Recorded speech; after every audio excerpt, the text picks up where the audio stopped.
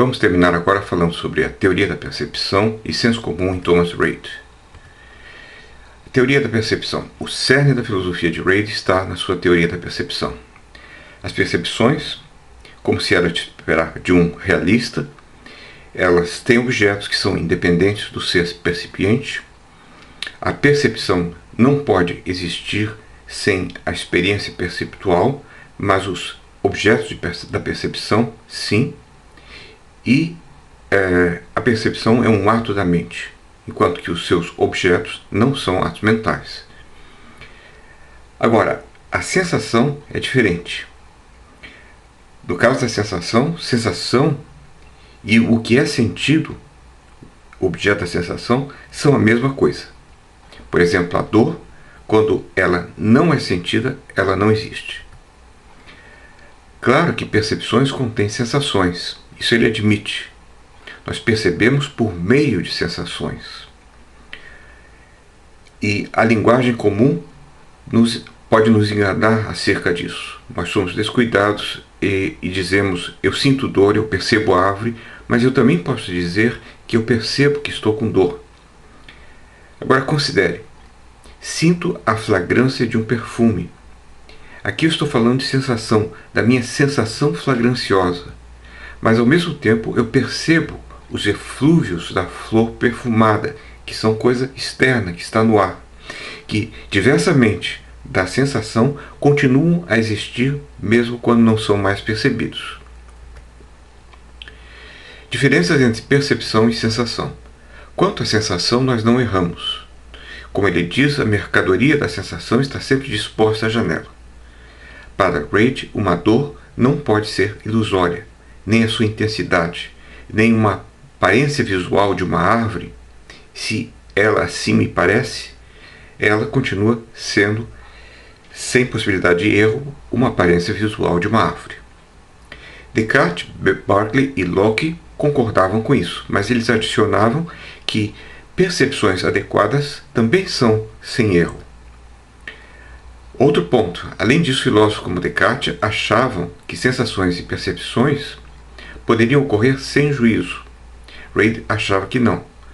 Só que o juízo de sensação não erra, razão pela qual ele não precisa ser sequer expresso, mas há um juízo quando você se dá conta de uma sensação. E foi isso que, o fato de que não precisa ser expresso, de que é uma coisa óbvia, que não pode estar errada, que levou esses filósofos ao erro. Além disso, para Reid, é impossível conceber um objeto sem ter alguma noção ou concepção prévia de como esse objeto é.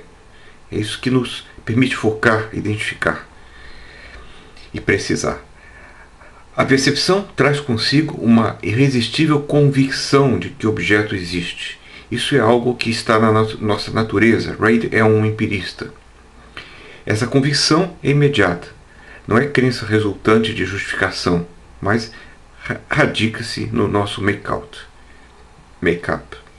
Não se dirá de uma testemunha de um crime que a única evidência que ela tinha eram seus olhos e ouvidos e que só isso não é suficiente.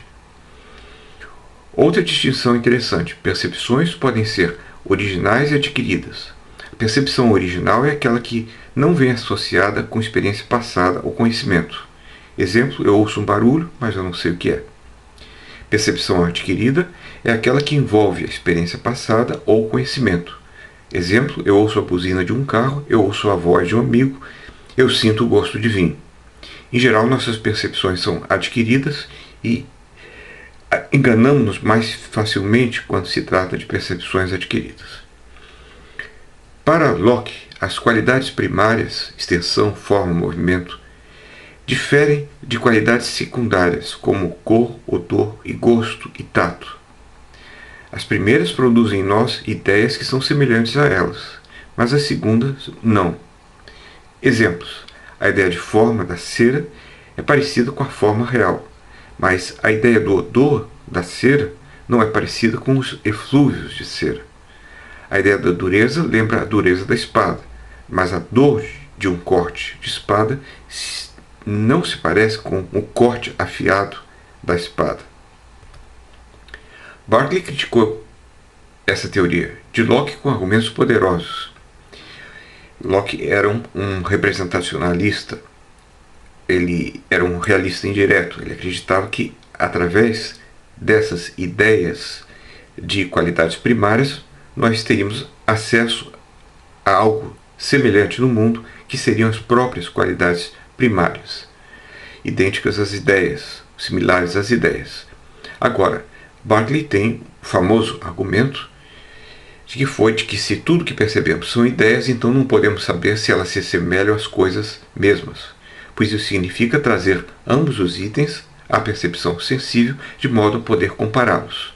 Quer dizer, isso é impossível, porque você não pode sair do véu das sensações, ir ao mundo e ver se as coisas do mundo externo, real, são tal como os nossos perceptos nos informam. Porque tudo que nós temos são os nossos perceptos, o véu das sensações. Reid sugere uma outra diferença. Nossos sentidos nos dão noção direta e distinta das qualidades primárias, enquanto nos dão uma noção indireta e confusa das qualidades secundárias. Isso pode ser questionado. Para Reid, Berkeley tinha razão quanto ao fato de que as ideias não podem ser abstrações. Berkeley é um inimigo do abstracionismo de Locke. Mas nem por isso Reid nega que possamos abstrair. Para ele, nós concebemos ou formamos intenções, we intend to, em direção às coisas, e o fazemos formando generalizações com conceitos abstratos. Nós formamos, pois, concepções gerais, mas sem as ideias imagéticas que sejam parecidas em forma com as próprias coisas. Isso é interessante porque essa concepção, essa formação de intenções começa a nos lembrar Russell, ou então a ideia wittgensteiniana de regras, ou Tugendhat com a ideia de regra de aplicação conceitual. Nós formamos concepções claras e distintas dos atributos das coisas, os quais também são universais ou gerais. Mas esses atributos não podem existir por si mesmos. Aqui ele rejeita o platonismo como bom empirista que ainda é. A sua existência nada mais é do que a sua predicabilidade e a sua capacidade de serem atribuídos a um objeto. Isso é o que se pode dizer dos atributos universais. Princípio de Hume, o famoso princípio de que tudo que é logicamente possível pode ser concebido e o que nós não podemos conceber é logicamente impossível. Então, o que é logicamente possível pode, de algum modo, ser concebido. Agora, o que não é concebível também não é logicamente possível.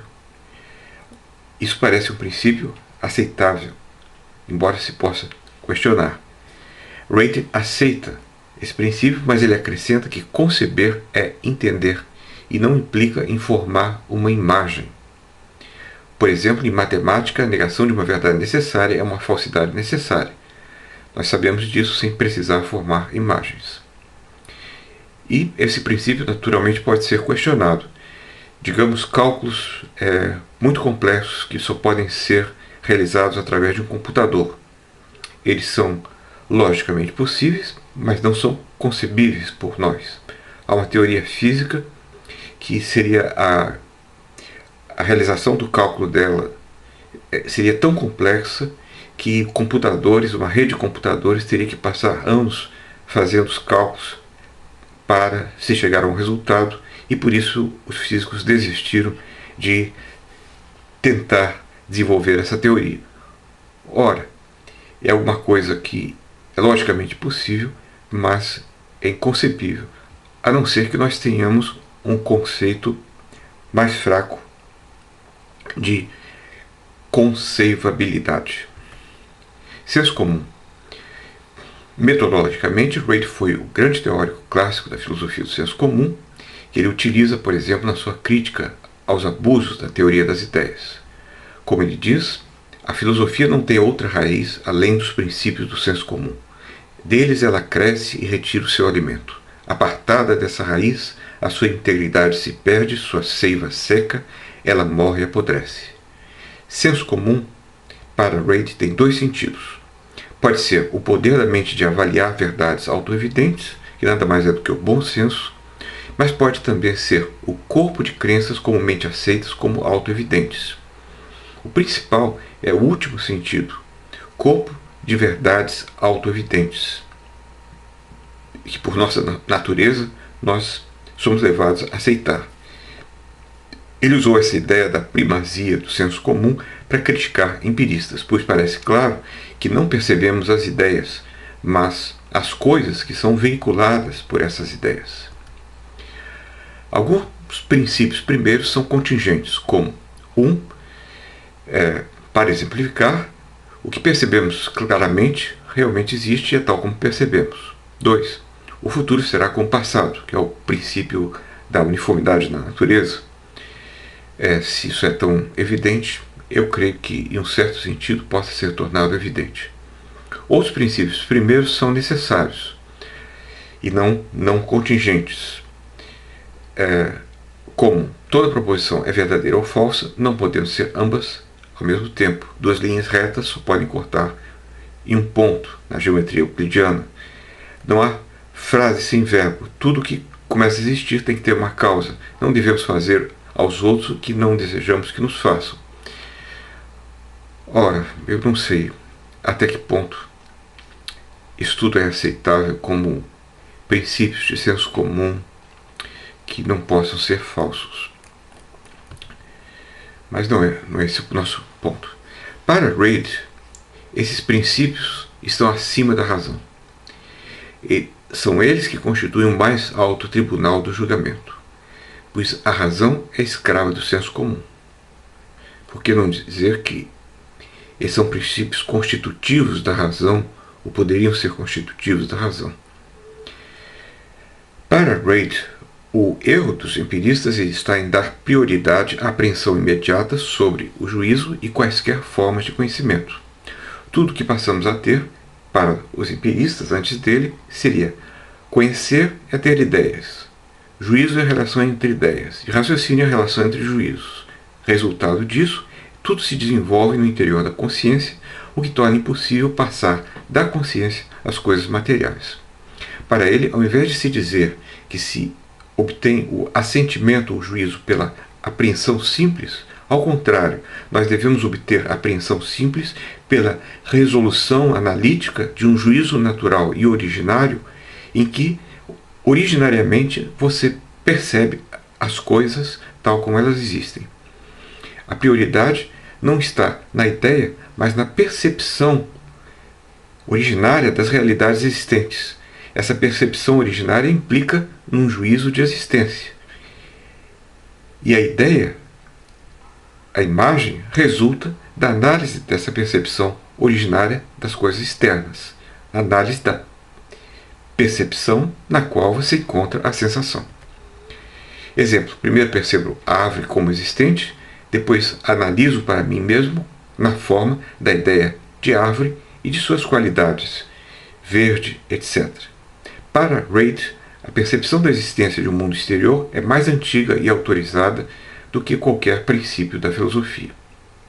Isso parece talvez seja algo dogmático. Para ele, diversamente de Locke, as qualidades percebidas, por exemplo, as cores, pertencem aos corpos e não às mentes. Se vejo vermelho, a cor real pode ser diferente da aparência subjetiva, mas é certo que a cor não é a ideia, mas alguma qualidade desconhecida na coisa. É a essa qualidade que damos o nome de cor vermelha. Embora não conheçamos a cor em si mesma, a conhecemos pelos seus efeitos em nós. A qualidade pode ser, digamos, na física contemporânea, nós diríamos que é a potencialidade do corpo de refletir certos comprimentos de onda do aspecto visível da luz. Bibliografia. Existem as obras de Thomas Reid, principalmente Inquiry into the Human Mind, on the Principles of Common Sense, Essays on the Intellectual Powers of Man. De Kate Lerner existe um excelente livro aprofundado chamado Thomas Reid, mas eu usei para preparar esses slides uma apresentação feita baseada nos primeiros 3 capítulos de uma breve e excelente introdução de cerca de 100 páginas de Pei Min Ni, chamada On Reid, da Wadsworth. Isso pode ser um lugar para se começar.